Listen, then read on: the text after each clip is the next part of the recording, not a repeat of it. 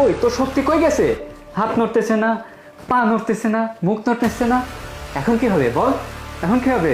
তোকে আনতে আমার অনেক টাকা পয়সা খরচ হয়েছে, বুঝতে পারছিস? আর সামান্য এইটুকুর জন্য তুই আমাকে ধাক্কা দিছিস। তোকে আমি কি যে করবো, এদিকে এদিকে নিয়ে আসি। এখন দেখ আমি তোকে কি করি। বড় সাহেব, আপনি তাদের বাসায় আসেন। ও ছোট সাহেব ও একটা মেয়ে নিয়ে আসে, ছুরি মেরে কি যেন করে ফেলছে।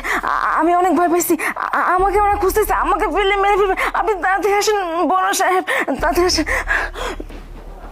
না, তার আগে একটা কাজ করি, দরজাটা লাগিয়ে দিয়ে আসি।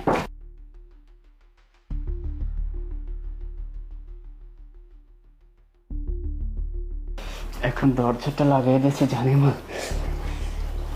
না, একটু পানি খেয়ে নি।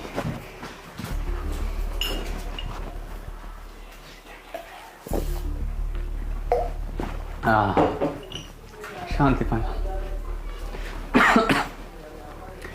এখন এক কাজ করি। কিরে ওঠ ওঠ, উঠিস নাকি?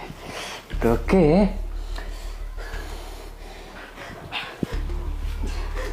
কি হয়েছে? আপনি আসেন। ছোট সাহেব না রুমের ভিতরে একটা মেয়েকে ছুরি মারছে।